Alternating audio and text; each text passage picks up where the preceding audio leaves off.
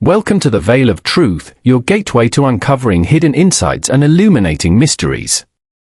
I'm thrilled you've joined our global community. Whether you're watching from a bustling city skyline or a quiet countryside, we're glad you're here.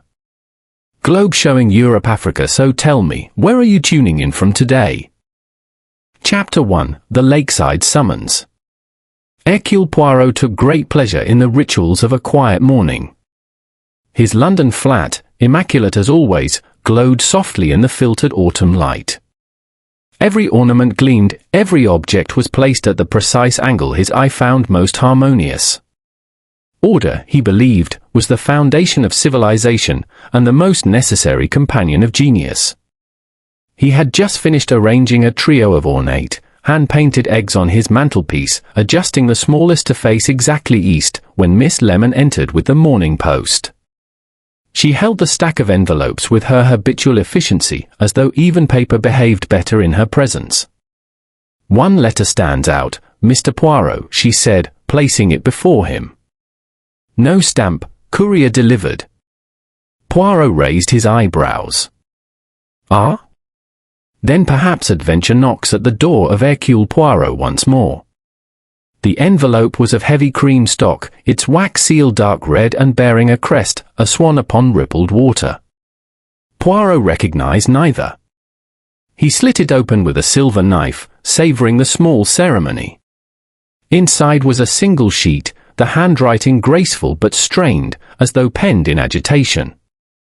"Monsieur Poirot, I implore you to come to Windermere Hall with the utmost haste.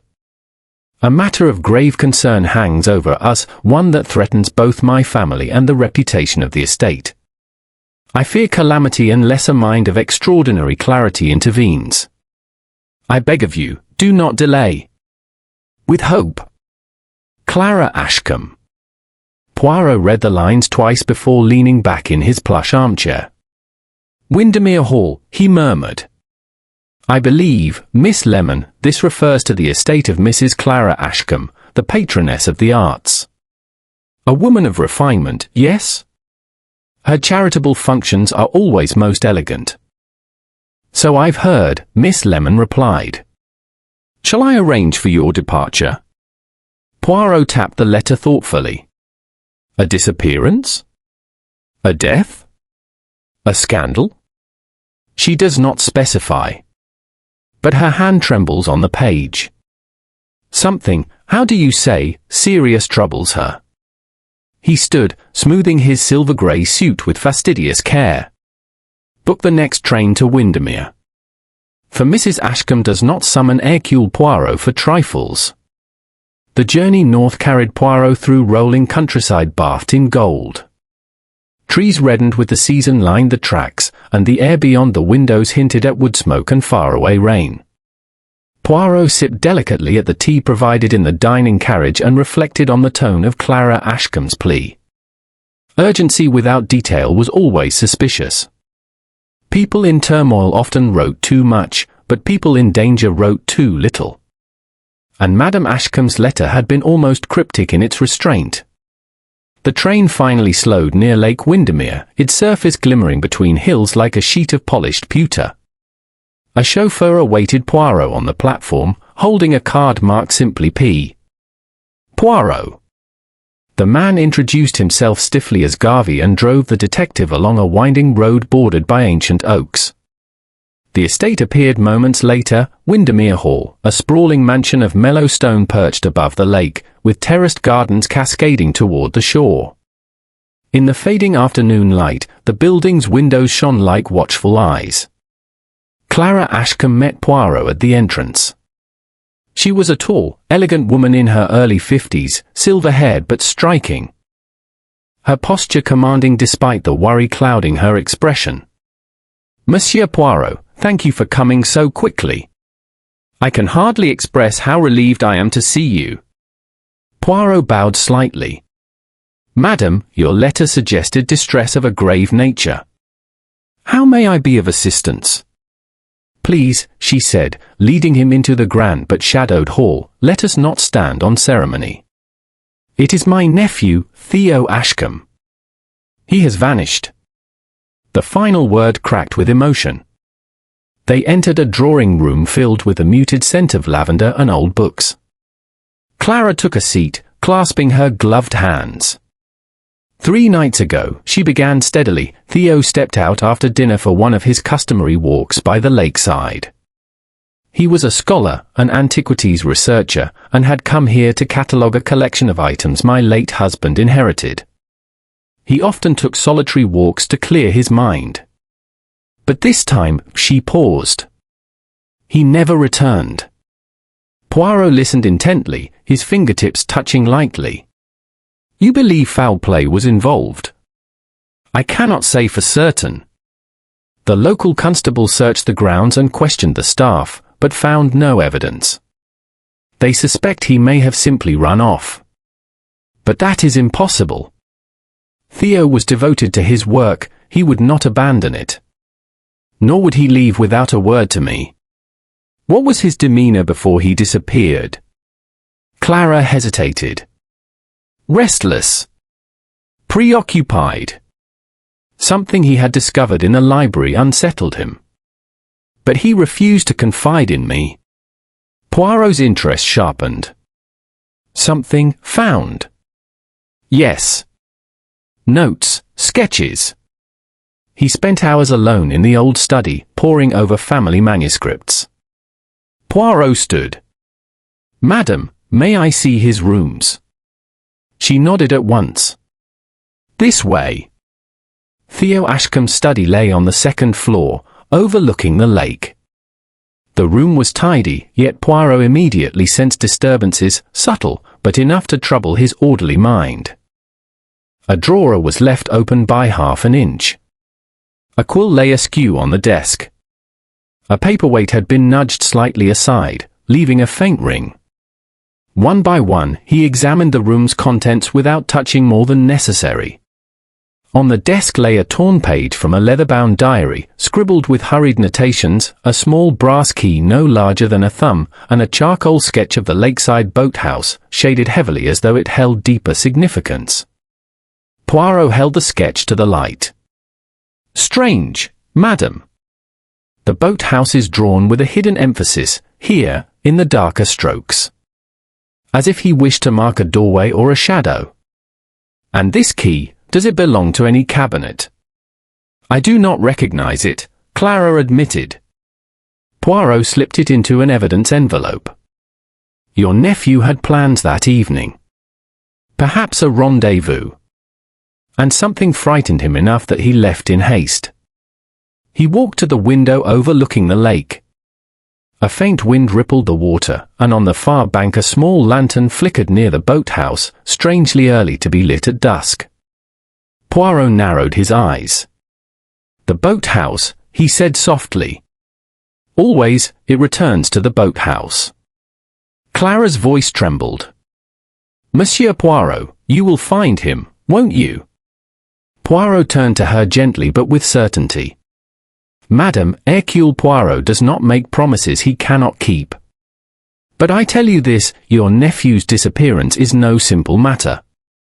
There is a pattern here, one hidden beneath layers of fear and secrecy. And I shall uncover it. Outside, the sun dipped below the horizon, bathing Windermere Hall in amber shadows. Within those shadows, Poirot felt, lay the first threads of a mystery that would challenge even his formidable little grey cells. Chapter 2, The Strangeness of Windermere Hall. The next morning dawned pale and misty, as though the lake itself wished to hide its secrets. Poirot rose early, earlier than usual, for something about Windermere Hall unsettled even his impeccable routines. After a modest breakfast of porridge, prepared, to his dismay, without the symmetry he preferred, he ventured out to study the estate at closer range. Windermere Hall, viewed by daylight, revealed itself to be a structure of quiet dignity, but one whose beauty was fraying at the edges. Ivy clawed at the stone walls in unruly tangles. Cracks spidered through the terrace steps. And across the lawn, the boathouse sat like a lone sentinel, its dark silhouette mirrored in the still, pewter-colored lake. Poirot clasped his hands behind his back. A place of calm, he murmured, but beneath the calm, yes, a disturbance. Clara Ashcombe joined him on the terrace. "I thought you might want to begin with interviews, Monsieur Poirot," she said. Her voice tried to sound composed, but the strain beneath it was unmistakable. "Indeed, madam," Poirot replied. "It is necessary that I speak with those who were present on the evening of your nephew's disappearance. The smallest detail may be the key to truth." Clara nodded. "I have informed the staff of your wishes. You may use the morning room." Poirot bowed slightly. "Merci, madam." 1. Clara Ashcombe. The morning room was bright, with tall windows catching the first week sunlight. Clara sat opposite Poirot, her hands neatly folded in her lap. Though she had slept little, she retained her poise. "Madam," Poirot began gently, "tell me, if you please, of the days leading up to Theo's disappearance. Did anything unusual occur? Any quarrels? Any sudden visits?" Clara shook her head. "Nothing of that sort. However, Theo's manner did change. He became restless, short-tempered, easily startled. When I asked him what troubled him, he only said, 'It must wait, aunt. I must be certain first.' I had no idea what he meant." Poirot nodded. "And his work? Did he make progress?" "So he claimed. He was examining old family records, cataloguing artifacts. Henry Carstone, the estate manager, provided him with access to locked storage rooms. Theo mentioned he had found something curious, but he did not elaborate." Poirot studied her carefully. "Madam, do you believe your nephew's work may be connected to his disappearance?" Clara hesitated. "I do not wish to speculate. But yes, I fear it may be so." Poirot inclined his head. "You are most helpful. Merci." 2. Henry Carstone. Henry Carstone entered next, a stout man in his late 50s, with a weather-beaten face and a humorless expression. His boots were polished, but his coat showed signs of wear. "Monsieur Poirot," he said stiffly. "I understand you want to question me." Poirot gestured to the chair. "Sit, if you please. Madame Ashcombe tells me you worked closely with her nephew." Carstone nodded. "As much as necessary." Young Mr. Ashcombe was enthusiastic. Always poking about in rooms and cupboards that haven't been opened in years. Asking questions about family history. About documents, records, hidden places. The sort of curiosity that stirs dust better left undisturbed. Poirot tilted his head. "Dust? Or secrets?" Carstone's mouth tightened. "Same thing, in houses like these." Poirot observed him closely, the nervous twitch of his hands, the slight flush rising to his cheeks. "You were the last person to see him on the night he vanished?" Poirot asked. "I saw him after dinner," Carstone replied cautiously. "He said he was going for a walk. I told him the lake paths get slippery after rain, but he never listened. That's all." "And you did not see him again?" "No." Poirot watched the man stand and leave the room with unusual haste. "Very curious." 3. Dr. Meredith Vale. Poirot's third visitor arrived with a calm that contrasted the tension of the others. Dr. Meredith Vale, tall, composed, sharply intelligent, was a historian of local antiquities and had been staying at the hall for several weeks as a guest.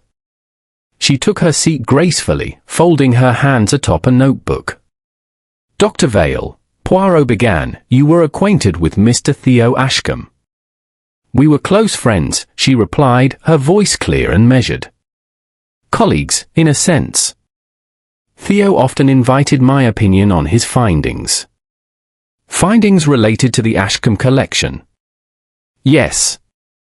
Some manuscripts, a few minor artifacts, and, recently, something he seemed quite thrilled about. He refused to reveal details, saying only that it was tremendously important and that he wished to verify its authenticity before speaking further. Poirot raised an eyebrow. "You felt no curiosity, madam? Or should I say, mademoiselle?" She gave a slight smile. "Of course I did. But Theo could be secretive when he wished. I assumed he would tell me in his own time." Poirot leaned forward. "And on the night he disappeared, I saw him at dinner. Afterwards, he excused himself abruptly. He seemed distracted. I thought perhaps he wished to continue his research." "You did not follow?" "No. I returned to my room. I heard nothing unusual." Poirot took note of this. Her tone was steady, but perhaps too steady. For Lydia Fenton. The final interview was with Lydia Fenton, the young housemaid. She entered timidly, hands clasped nervously in her apron. "You have nothing to fear," Poirot assured her gently. "Please, sit." Her eyes flickered with distress. "Mrs. Ashcombe said I must tell you everything I know, sir." "Yes, indeed," Poirot said kindly. "I understand you were working late on the night Mr. Theo disappeared." She nodded. I saw him leave the house. He went towards the lake. But he wasn't alone." Poirot's gaze sharpened. "Not alone?" "No, sir. He was arguing with someone. I couldn't see who. They were standing near the boathouse. The voices were muffled, but Mr. Theo sounded angry." Poirot asked softly, "And you told no one of this?" I was afraid, sir. I didn't want trouble."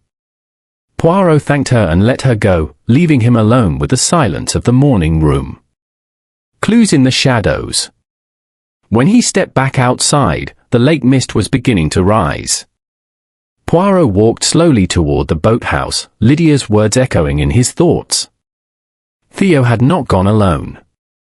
There had been an argument. Someone had hidden that fact. At the boathouse, Poirot paused, studying the structure with meticulous care. Its weathered boards were dark with age. The small pier extended into the still water like a pointing finger. He crouched, examining the muddy ground. 2 sets of footprints. One deeper and heavier. One lighter. Then only one set returning. Poirot stood, smoothing his cuffs thoughtfully. "So," he murmured, "one man left the boathouse that night. And the other did not." He glanced at the hall rising above the shore, a grand house filled with anxious faces and concealed truths. "Oh, yes," Poirot said softly, "Windermere Hall is full of strangeness indeed." And in the stillness of the lake, he felt the first stirring of danger, real danger, waiting just beyond the veil of mist. Chapter 3: The Unwelcome Shadow. A restless silence settled over Windermere Hall as the afternoon waned. Even the lake, normally the picture of tranquility, seemed to hold its breath beneath a thickening blanket of grey clouds. Poirot, after completing his interviews, felt the tension of the house like a physical presence. Every inhabitant walked softly, as though afraid to disturb something lurking unseen. But Poirot did not walk softly. He never did. He strode through the corridors with purposeful steps, his patent shoes gleaming, his moustache immaculate. When the truth hid in shadows, Hercule Poirot sought the light. He paused at the drawing-room threshold, where Clara Ashcombe waited with a strained smile. "Monsieur Poirot," she said, "will you take tea? You have been walking the grounds for hours." "Merci, madame, but no," Poirot said gently. "My mind is alert, and tea will not improve it. Instead, you shall help me with a question." "Anything." "Did your nephew have an acquaintance by name of Marcus Elwood?" Clara blinked. "Elwood?" "Yes, I have heard Theo mention him, a financier, I believe. But I do not know him personally. Poirot's brows rose. Curious. Before Clara could inquire further, a footman entered. Madam, a Mr. Marcus Elwood has arrived. He insists on seeing you. Poirot's eyes gleamed with interest. Ah. Speak of the devil, and he knocks upon the door. Marcus Elwood. Marcus Elwood looked every inch the charming intruder, mid-40s, sharply dressed, with a smile that appeared polished to an unnatural shine. His movements had the relaxed grace of wealthy men who believe the world should naturally part before them. Monsieur Poirot, he exclaimed, grasping Poirot's hand far more heartily than Poirot preferred. An honor, sir. I had no idea you were involved. Though I suppose it makes sense given the circumstances. Poirot withdrew his hand and regarded him coolly. Indeed, Monsieur Elwood. And you are here because... Why, Theo invited me, Elwood said cheerfully. In a letter last month, he wrote that he had uncovered something of historical value, something he believed would interest me from a business perspective. We arranged to meet this week. When I arrived today and learned he was missing, well, he sighed dramatically. I feared the worst. Poirot eyed him thoughtfully. And what sort of business would Mr. Ashcombe discuss with you? Elwood chuckled. Antiquities, of course. I finance private acquisitions for collectors. Legal ones, I assure you. He winked. Mostly. Poirot did not return the smile. And you travelled here today? Yes. I've been away in Scotland for a fortnight. I received no reply to my most recent letter to Theo, so I thought to arrive in person. Poirot tapped a finger along his moustache. And you did not communicate with Mr. Ashcombe during the last few days? No. You did not see him. You did not meet him. You did not walk with him by the lake. Elwood's expression faltered. Of course not. Poirot noted it. A lie? Or merely hesitation? Time would show. A whispered confession. Later that afternoon, Lydia Fenton approached Poirot in the corridor. She looked pale, almost ill, her hands twisting together anxiously. Monsieur Poirot, she whispered, may I speak with you? Poirot softened his voice. But of course. Come, we shall walk. He led her to a quiet corner overlooking the lake. Lydia swallowed. I remembered something else about that night, sir. But I was too frightened to say it earlier. Courage, mademoiselle, Poirot encouraged gently. The truth must be spoken. She drew a shaky breath. When I saw Mr. Theo by the boathouse, he wasn't only arguing. He looked afraid. Truly afraid.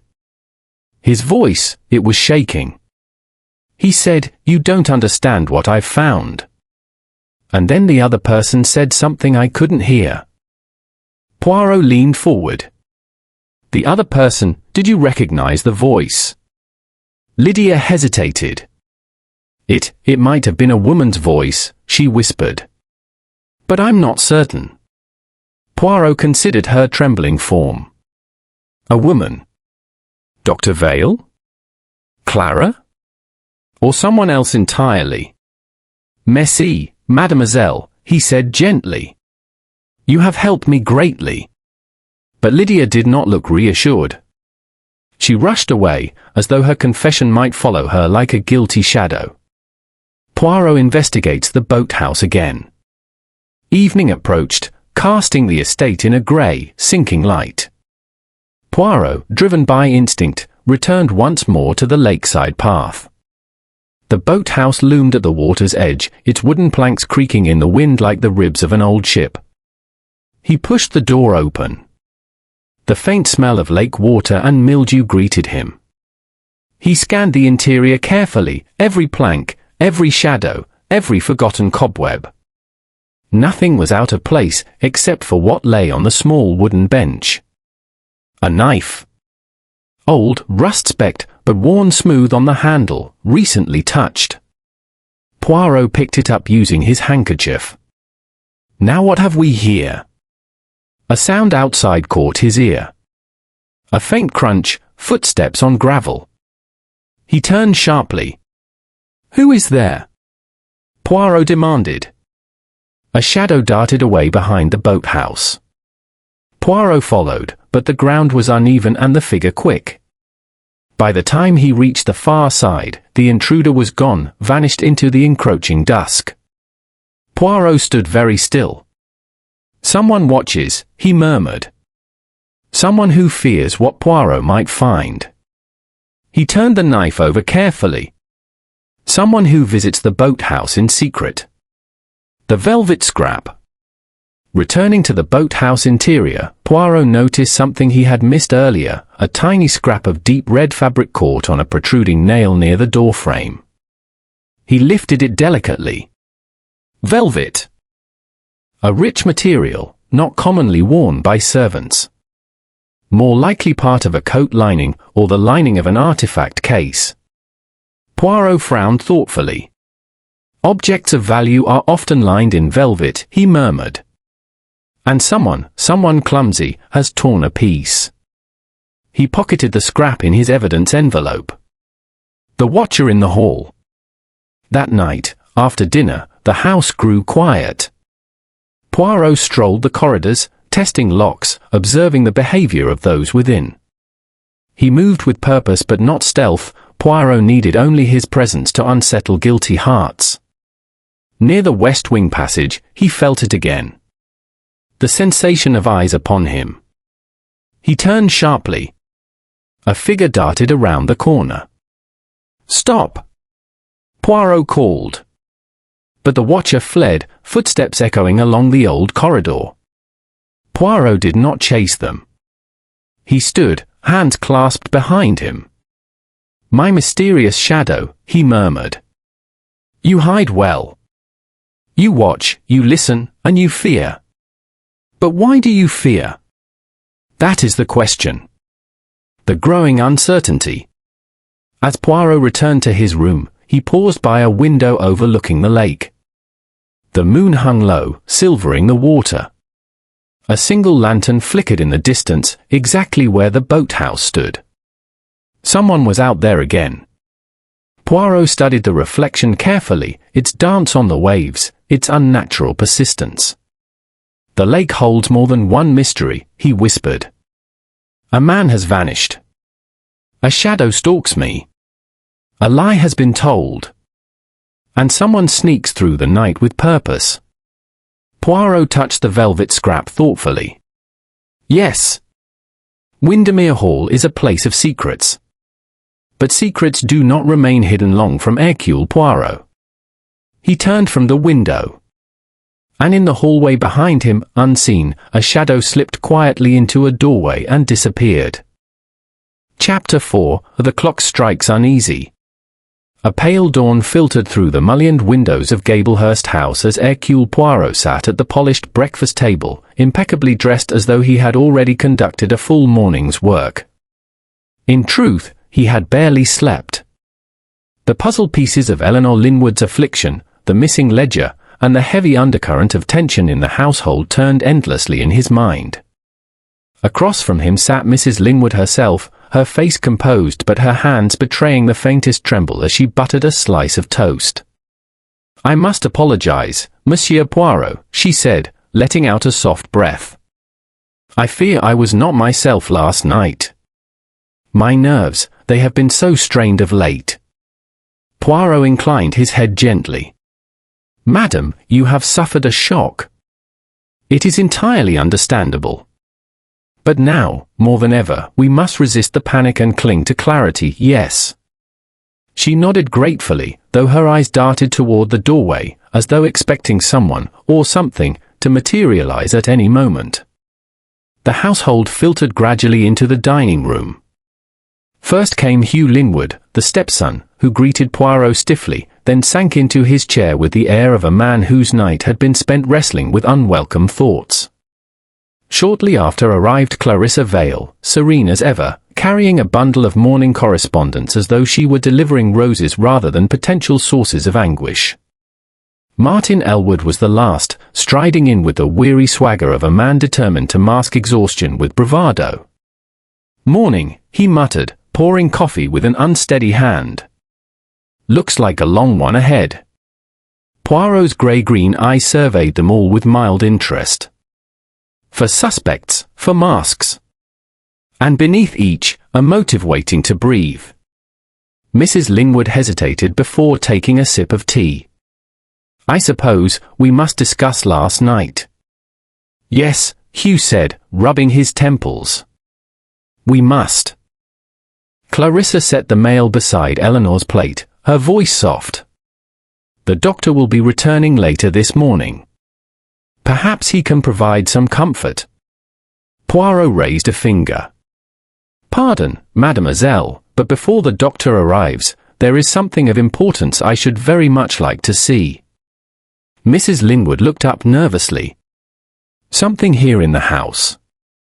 "Mise OUI," said Poirot, folding his napkin with fastidious precision.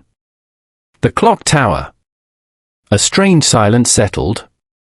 Hugh choked slightly on his coffee. "The clock tower? You want to look at that old beast?" "Why?" Poirot smiled gently. "Because, monsieur, the clock struck 11 last night at the precise moment Madame Lingwood collapsed. I believe it would be most wise to ensure the clock keeps time as faithfully as it claims." The climb to the tower proved more arduous than Poirot had anticipated. The narrow stone steps twisted tightly upwards, coated in dust that clung to his patent leather shoes with an impertinence he found deeply offensive. Clarissa accompanied him, holding a lantern as the morning light barely penetrated the spiral. "I must apologize for the state of these stairs," she said breathlessly.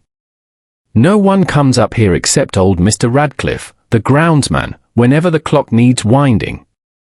"Ah, but perhaps someone has come recently," Poirot murmured. At last they reached the heavy oak door that led into the clock chamber. Clarissa pushed it open, revealing a large space dominated by the great brass mechanism. Massive gears interlocked, ticking with steady precision. A narrow window overlooked the gardens. Poirot stepped forward, running a gloved finger along the surface of a metal beam. "Curious." "What is curious?" Clarissa asked. He pointed delicately. "A mark, recent. Something has scraped here. And look, dust disturbed, forming a small trail leading toward the window." Clarissa leaned closer, frowning. "It must have been Mr. Radcliffe." Poirot shook his head. "The groundsman leaves heavy prints, with earth from the garden. These prints are finer. More deliberate." He crouched and examined the floorboards near the window. Something glittered faintly. He plucked it up between thumb and forefinger, a tiny brass screw. "Part of the clock?" Clarissa asked anxiously. "Perhaps," Poirot said. "Or perhaps part of something else altogether." Her brow creased. "What does it mean, monsieur?" Poirot rose slowly, dusting off his knees. "It means, mademoiselle, that the clock tower was visited last night, or very recently, by someone who wished not to be seen." His gaze drifted out of the window. "And from here, one has an excellent view of the conservatory, where Madame Lingwood's episode occurred." Clarissa clasped her hands together. "You think someone planned it? Her collapse?" Poirot did not answer directly. "Let us say I believe her affliction may not be wholly natural. And this clock, it may have played a part. I must examine the mechanism more closely." As he leaned in again, Clarissa suddenly stiffened. "Wait. Do you hear that?" Poirot paused. Below, faint but unmistakable, a door slammed. Then rapid footsteps, hurrying away. Clarissa rushed to the window, peering down. Someone's just come out of the base of the tower. Poirot joined her, eyes narrowing. The figure darted across the courtyard with surprising speed. From this height, identity was impossible to discern. Only the outline, a medium build, wearing a coat. "Can we catch them?" Clarissa gasped. Poirot shook his head. "None. They are already gone." He stared thoughtfully at the courtyard. "But the timing, it is telling, mademoiselle. Very telling indeed." When they descended, the household was in visible disarray. Hugh stood in the foyer, red-faced and furious. "Someone's tampered with the cabinets in my father's old study," he bellowed at no one in particular. "Documents rifled through, drawers left open." Mrs. Linwood appeared pale. "But who would?" Poirot stepped forward calmly. "Monsieur Hugh, if you please, what has been disturbed?" "Old estate papers. Business dealings. Nothing very valuable, but," Hugh swallowed. "There was a key. A small brass key. It's missing." Poirot stilled.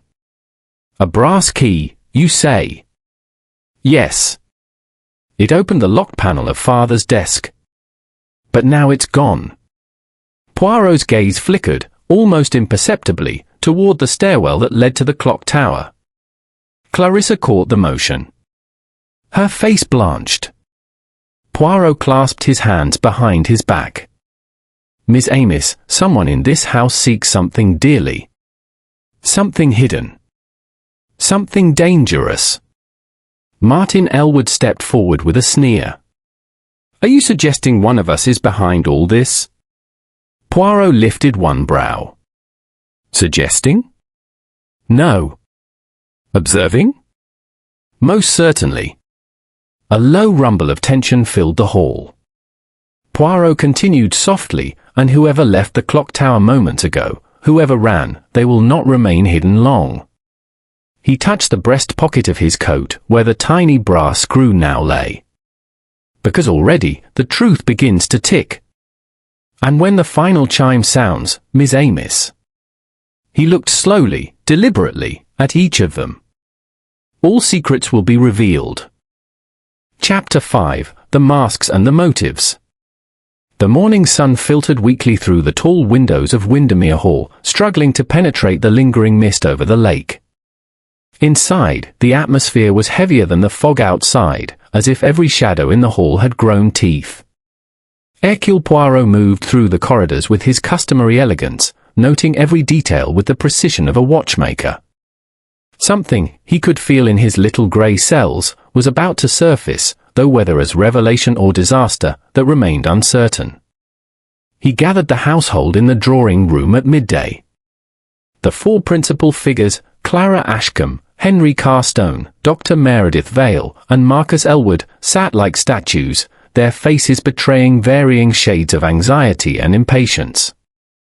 Poirot took his position by the fireplace, folding his hands neatly in front of him. "Miss Amos," he began, "we are at a critical juncture. The disappearance of your nephew, Monsieur Theo Ashcombe, is no ordinary event. Nor is the recent activity in this house without purpose. I have observed. I have considered. And I now wish to discuss the motives that may guide one to such action." Carstone's jaw tightened. He crossed his arms. "And what makes you think anyone here had a motive?" he demanded. Poirot raised a delicate finger. "Because, mon ami, every man and woman has a desire, and every desire leaves a mark, physical, emotional, or otherwise. Let us examine the situation carefully." Marcus Elwood.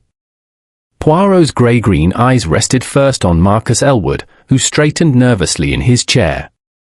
"Monsieur Elwood," Poirot said, "you are a financier, yes?" "Yes," Elwood admitted, smiling too broadly. "I invest in rare artifacts and other valuables. I am careful, though, always legal." Indeed, Poirot said, his voice smooth, almost gentle. Yet you confess to having known of your nephew's research for some time.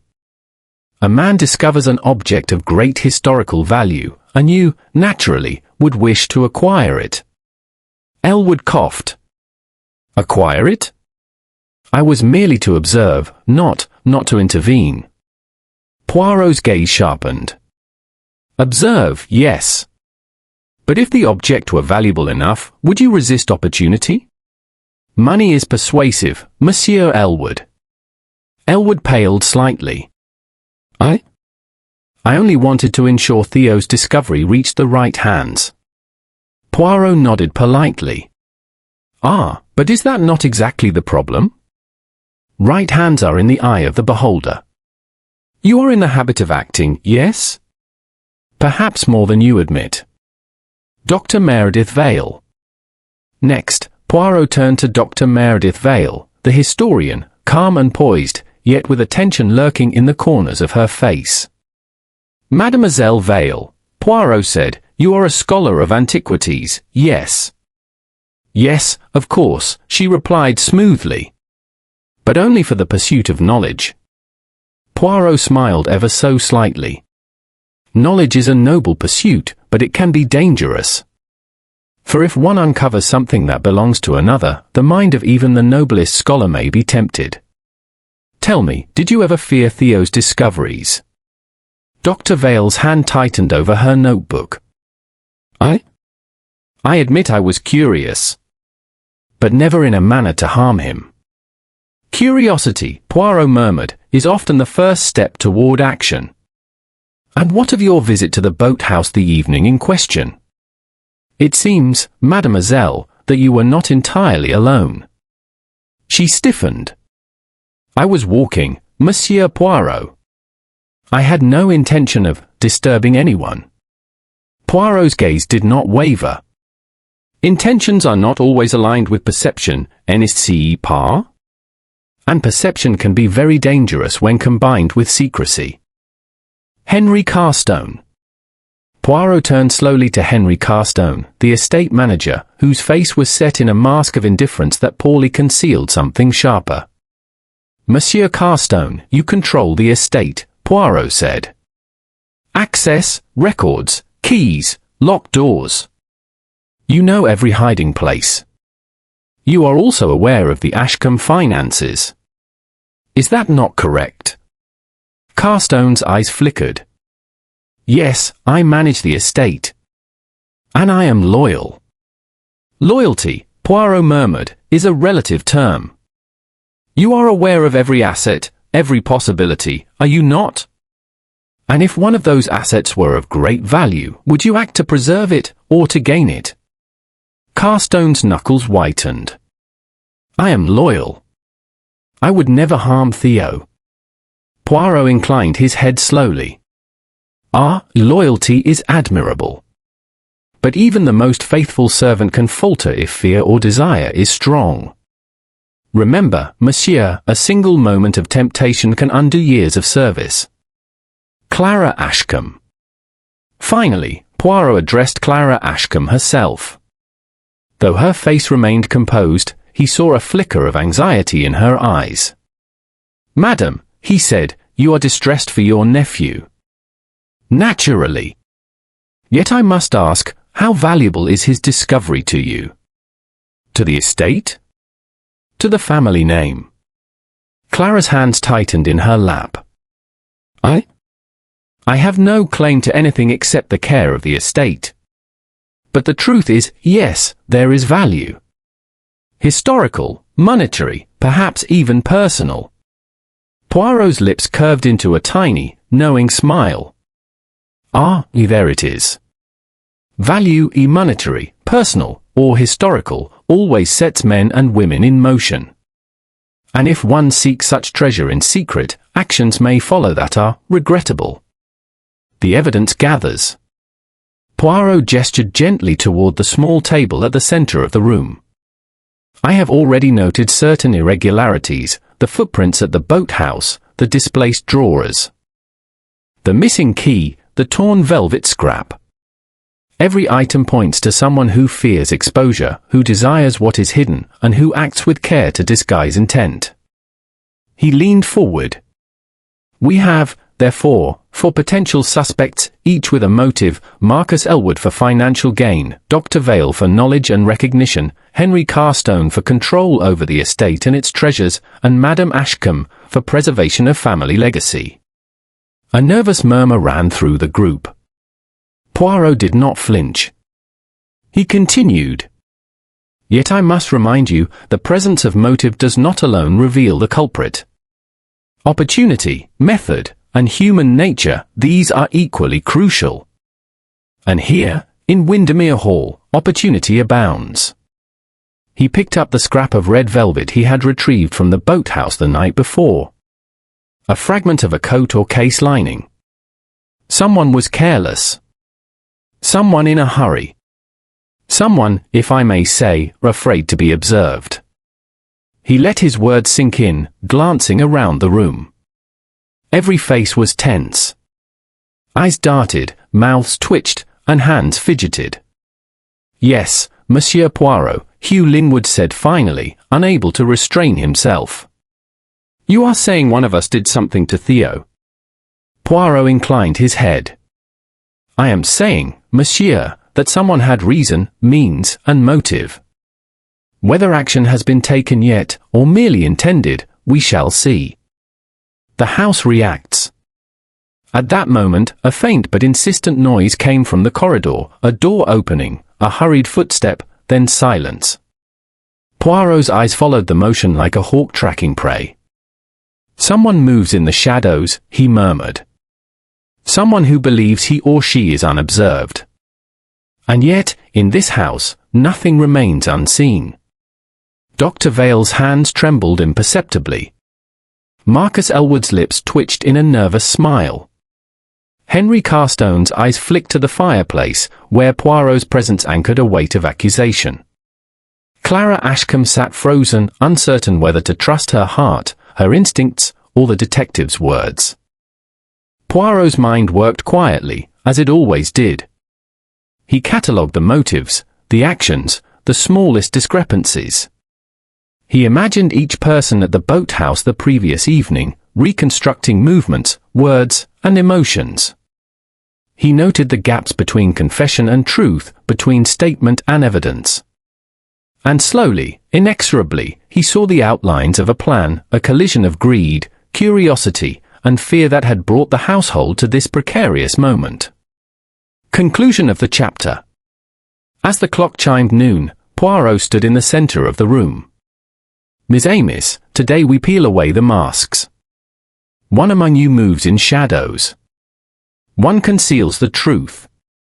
And one, perhaps more than one, will be revealed.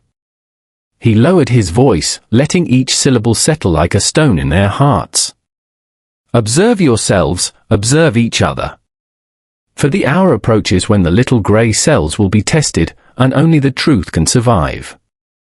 Outside, the lake shimmered faintly in the sun, yet the mist still clung stubbornly to the water's edge. Within the walls of Windermere Hall, tension hung like a fine wire, ready to snap. And Poirot, unshaken, knew that with patience, observation, and method, he would untangle every thread. "Oh, he whispered to himself, the game begins in earnest." Chapter 6, The Secret of the Boathouse. The fog that rolled over Lake Windermere in the early morning brought with it an almost supernatural hush. Even the birds seemed to whisper their alarm, and the distant cry of a gull sounded unusually mournful. Poirot, dressed immaculately as ever, strolled along the gravel path toward the boathouse, his gloved hands clasped behind his back. The chill in the air did not disturb him, it only sharpened his senses. Last night's events, the shadows, the footprints, the stolen key, the red velvet scrap, had left a trail, albeit a subtle one. But Poirot had the gift of seeing where others saw only confusion.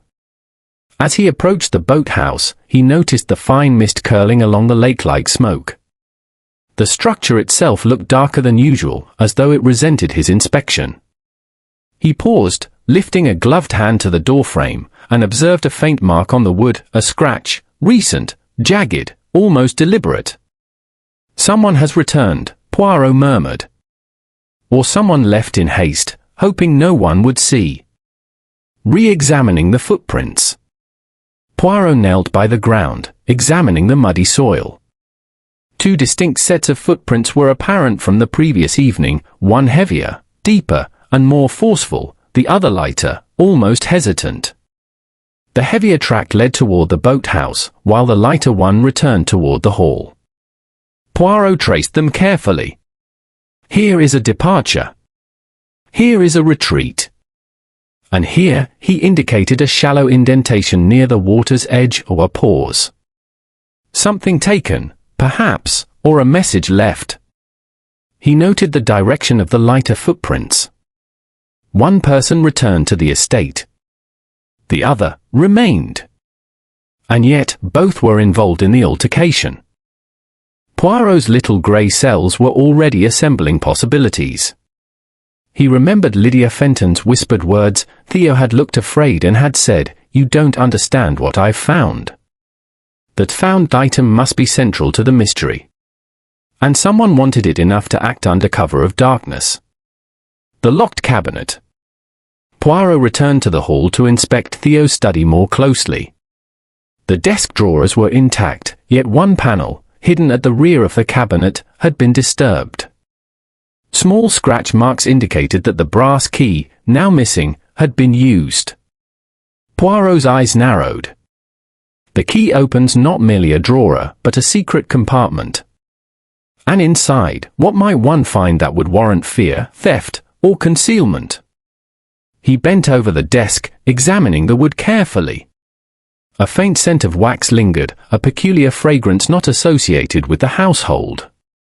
"Someone carried something away," he murmured, "and in doing so left traces, trace enough for me to observe, but not enough for the careless to notice." Questioning the suspects.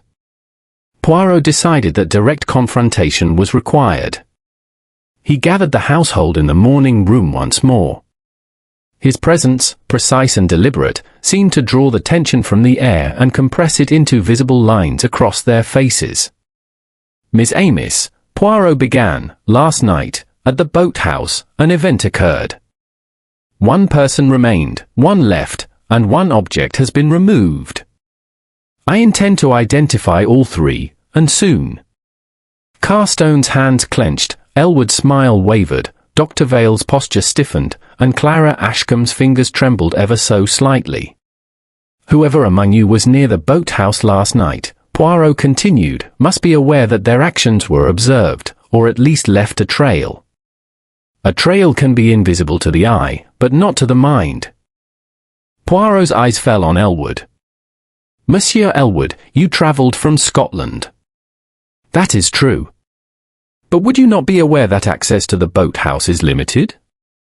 That only a few in this household know the paths well enough to approach unnoticed."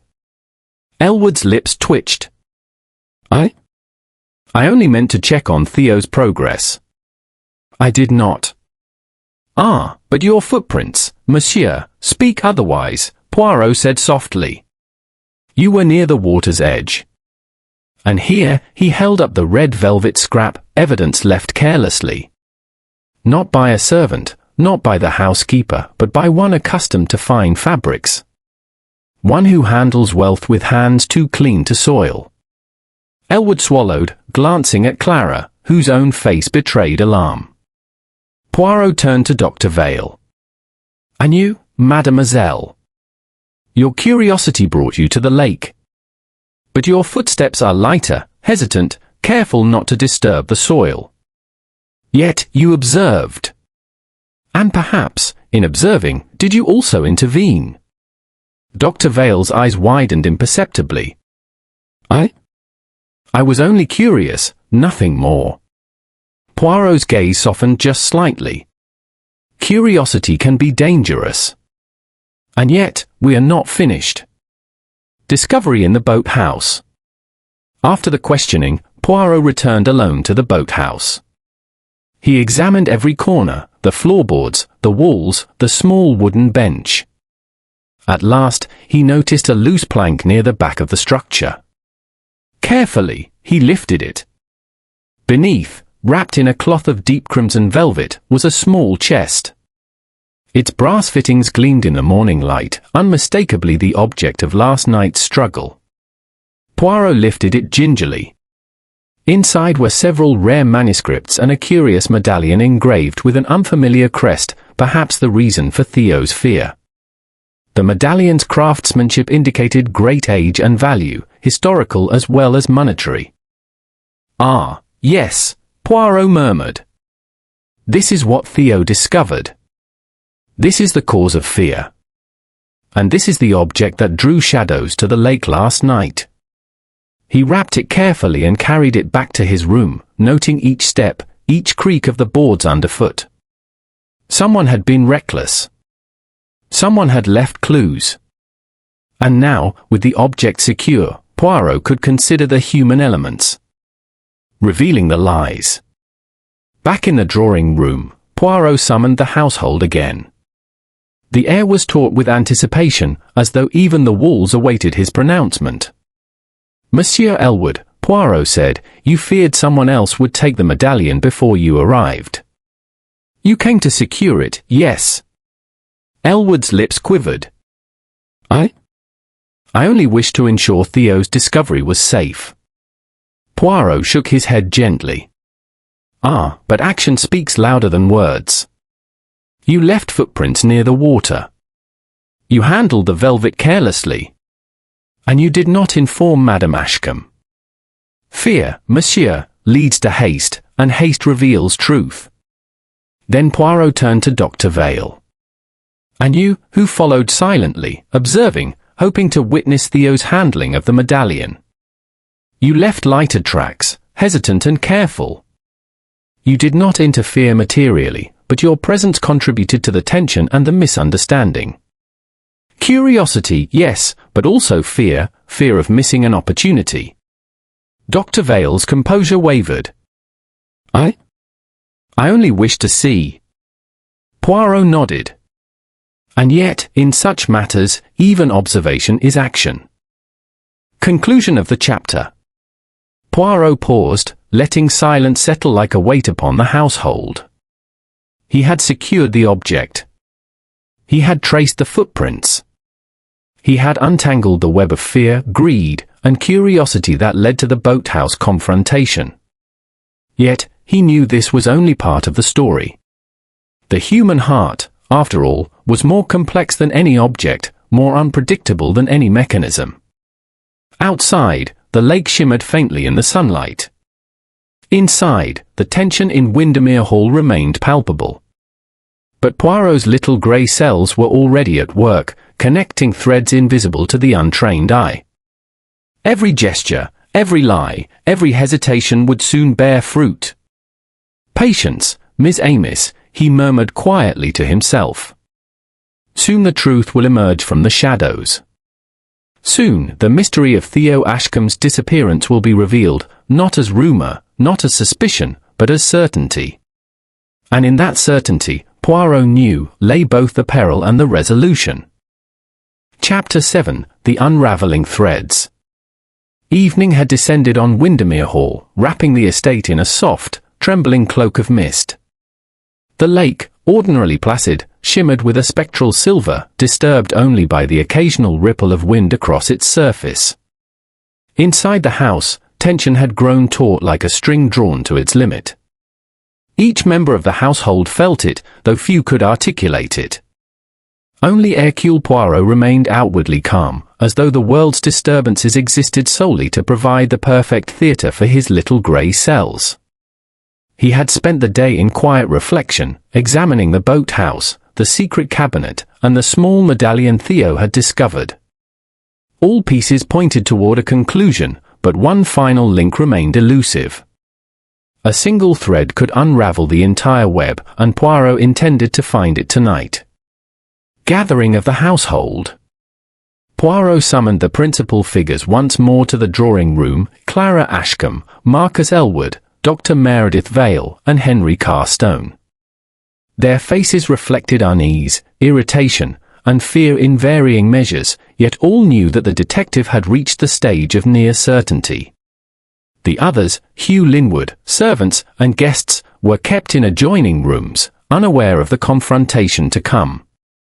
Miss Amos, Poirot began, his voice smooth but commanding, we have arrived at a pivotal moment. The events of the past days, footsteps, shadows, missing objects, cannot remain a mystery.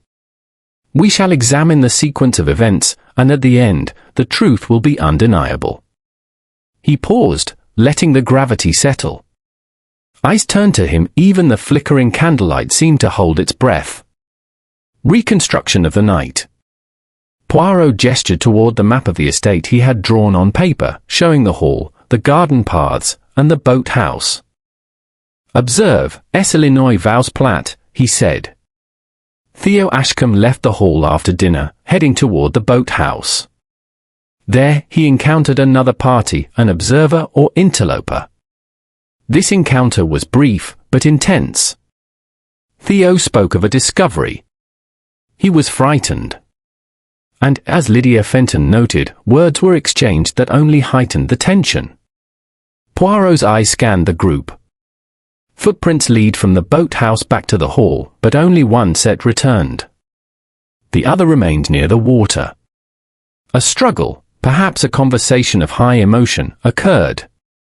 And something, an object of great value, was moved. He lifted the crimson velvet scrap. A fragment carelessly left behind reveals both haste and wealth. We see here that someone handled this object, and someone else observed. We also know that this object is now secured. He gestured toward the table, where the small medallion rested under his careful watch. The question remains, who acted, and who observed? And why? The interrogation. Poirot began with Marcus Elwood. Monsieur Elwood, you came from afar to see Theo. You knew of the object's value and had the opportunity to seize it. Your footprints near the boathouse betray your movement. And your hesitation in speaking reveals awareness. Tell me, were you alone in your intentions? Elwood faltered, then said, I only wanted to ensure Theo was safe. I did not. I did not plan to take anything. Poirot's gaze did not waver. And yet, you were near the object. Alone? Or did someone accompany you, unseen? Elwood shifted uncomfortably. I do not know what you mean. Poirot smiled faintly. Ah, but I believe you do. Next, Poirot turned to Dr. Meredith Vale. Mademoiselle, your curiosity is evident. You followed Theo to the boathouse, yes? Observed the exchange, yes? But tell me, did you intervene? Dr. Vale's voice was calm, though a slight tremor betrayed her. I only observed. I did not touch anything. I was too far to interfere. Poirot's eyes gleamed. Curiosity can be action in disguise. Fear and hesitation often conceal more than action. You saw, perhaps feared, and allowed events to unfold. Your role was critical, but not active, merely witness to the struggle. Finally, Poirot addressed Henry Carstone. You manage the estate, monsieur. You know the paths, the keys, and the hidden cabinets. Yet you were not present at the boathouse. Or were you? And if not, why did the cabinet show signs of disturbance?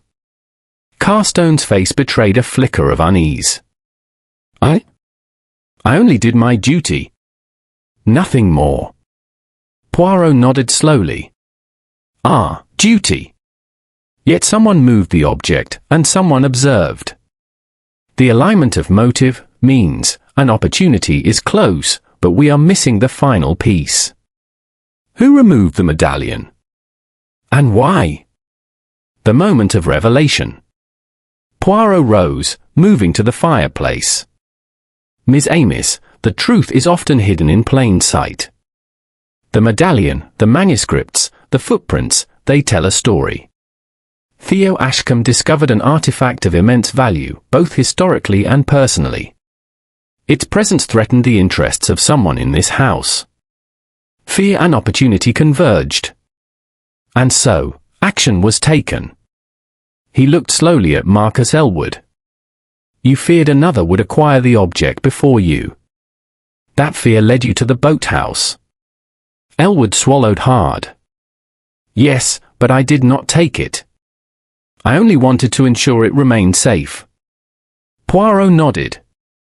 Ah, but someone else acted, someone closer to Theo, someone familiar with the estate. He turned to Clara Ashcombe. Madam, you wish to protect the family legacy. You knew the object's significance. Perhaps fear and love, yes, love for your family, prompted you to intervene. Clara's hands trembled. I only meant to preserve it. I did not harm him. Poirot's eyes were calm, piercing. Indeed. And in your actions, the other players, Elwood, Vale, Carstone, acted with care, but not malice. The medallion is safe, Theo is hidden, but unharmed, and the night's events, though alarming, reveal no intent to kill. Only desire, fear, and misjudgment. He held up the velvet scrap. This fragment betrayed the person who touched the medallion in haste. It is small, almost insignificant, yet it tells the entire tale. Only the careful observer, or the guilty hand, could have left it behind. Theo's whereabouts. Poirot continued. And where is Theo Ashcombe now? Hidden in the estate itself, aware that discovery may endanger him, aware that some actions of last night were not fully understood. He has concealed himself in the old library attic, a place known to few, where the medallion was meant to be examined privately. This secrecy, unfortunately, led to alarm and suspicion. Hugh Linwood gasped. So he is alive. Poirot inclined his head. Yes, alive and unharmed. And soon, when the household calms and fear subsides, he will reappear to clarify events personally. But the lessons remain: fear, secrecy, and desire for possession can mislead even the most careful. The final observations. Poirot moved toward the window overlooking the lake, where last night's footprints still faintly pressed the earth, softened now by morning dew. Notice, he said softly, how each person's role is revealed not by confession alone, but by evidence: a footprint, a scrap of velvet, a mark on a cabinet. The little grey cells notice everything. They see what is hidden and infer what is concealed. He turned slowly, hands clasped. Windermere Hall is not only a place of beauty, it is a place of temptation. Desire leads to action, secrecy to suspicion, and fear to misunderstanding. All have played their part, yet none with malice. Only human nature, in its complexity, has dictated the night's drama. Setting the stage for the finale. Poirot glanced at the assembled household. Their expressions reflected relief, confusion, and anticipation. He knew the final step, the unveiling, the explanation, the moral and practical resolution, would come in the next hours. One final piece remains, he murmured to himself. The human heart is subtle. The truth will emerge, and with it, the balance of justice and understanding. Only the final act remains to be performed. The lake beyond shimmered quietly, reflecting clouds tinged pink by the setting sun. Inside, Windermere Hall waited with bated breath, knowing that tomorrow, or perhaps tonight, the tangled threads of fear, desire, and misunderstanding would finally be untangled by the brilliance of Hercule Poirot. Chapter 8. The Reveal of Truth. Windermere Hall lay bathed in the pale glow of morning light, the mist over the lake slowly dissipating as if the world itself waited in silent expectation. Within the house, tension had reached its pinnacle. All eyes turned toward Hercule Poirot, seated at the drawing-room table with his gloved hands neatly folded and his expression the very embodiment of calm intelligence. The household had been summoned once more: Clara Ashcombe, Marcus Elwood, Dr. Meredith Vale, Henry Carstone, and Hugh Linwood. Even the servants lingered nearby, curious and anxious. The stage was set. Poirot cleared his throat, drawing attention with a single, elegant movement. "Miss Amos," he began, "we have observed, we have questioned, we have followed the threads left in haste by those who acted without malice but under great anxiety. Today, I shall reveal the truth behind the events of the past week, the disappearance of Monsieur Theo Ashcombe, the disturbance at the boathouse, and the mystery of the medallion and manuscripts." A hush fell. Even the ticking of the mantel clock seemed to pause, as though the house itself listened. The sequence of events. Poirot leaned forward, his eye sweeping the assembled group. On the evening in question, Theo Ashcombe did indeed venture to the boathouse, seeking solitude and privacy to examine his discovery, a medallion of considerable antiquity, accompanied by rare manuscripts that could illuminate the history of the Linwood family and their estate. He gestured toward the boathouse door. It was there he encountered two figures, one who observed, and one who, fearing loss of possession, approached more boldly. Marcus Elwood, as I have noted, came from Scotland, anxious to see the discovery for himself.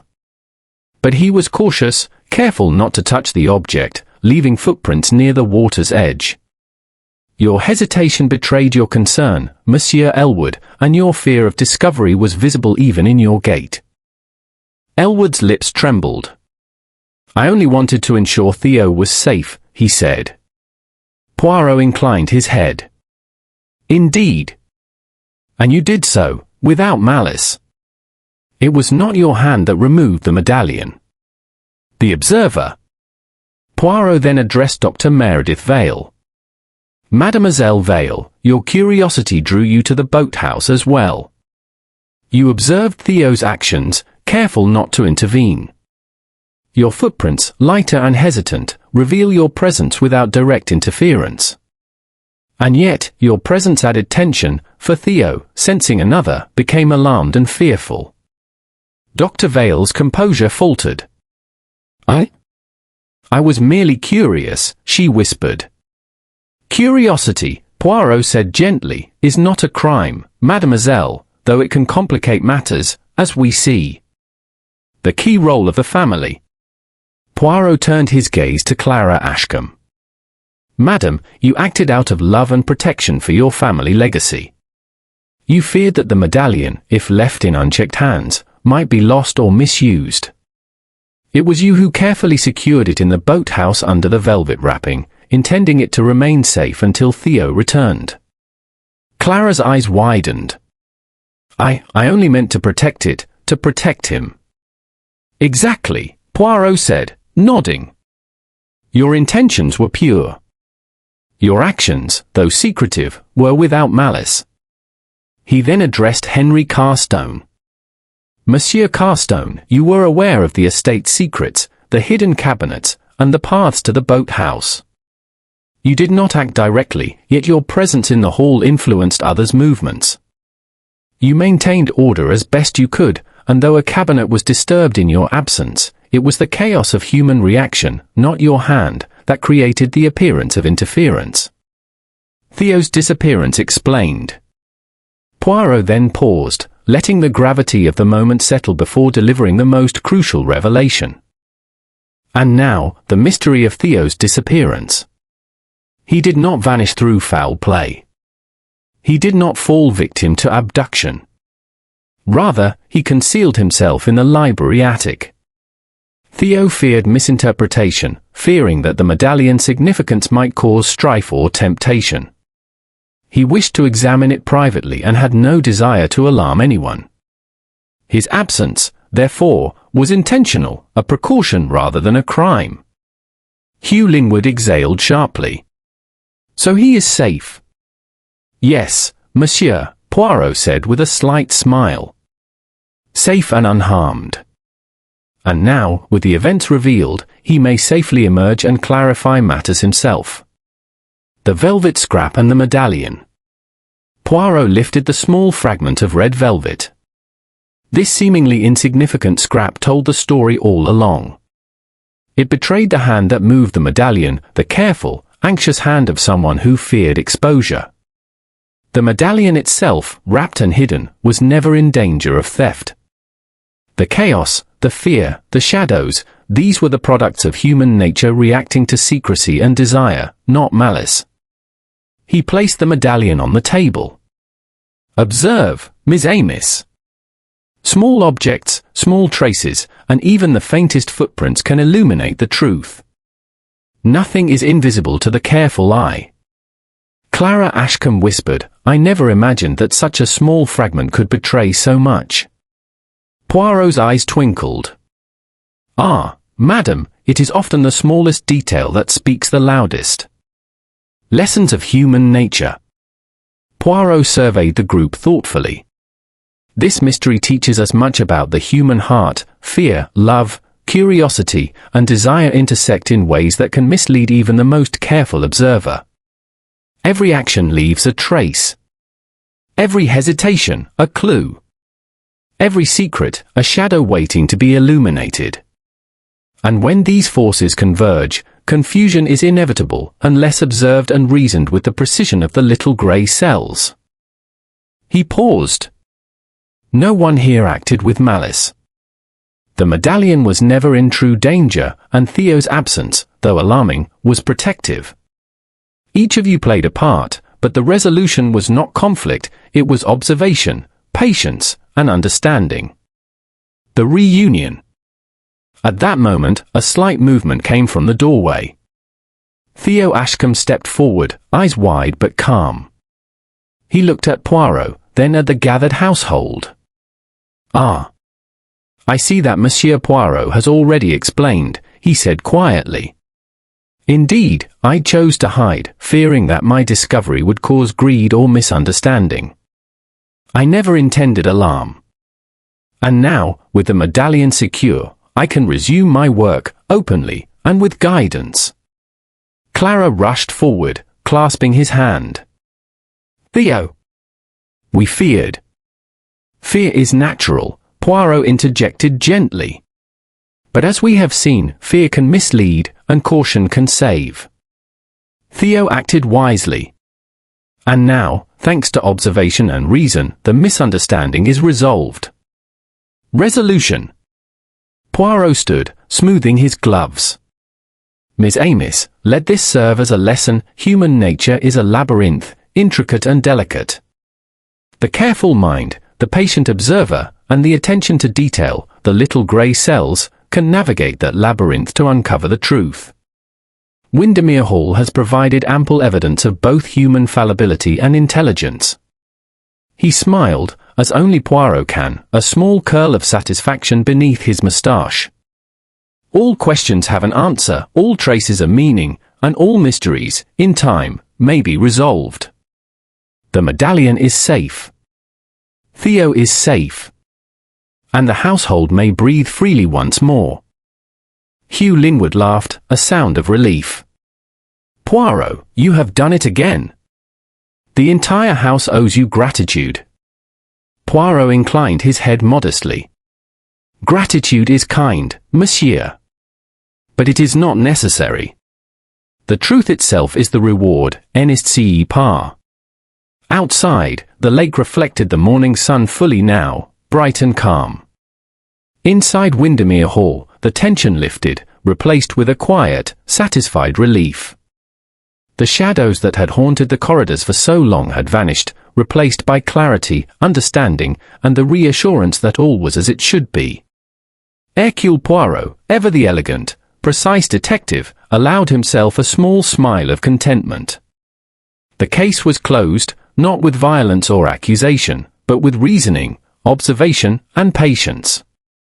And as always, the little grey cells had triumphed.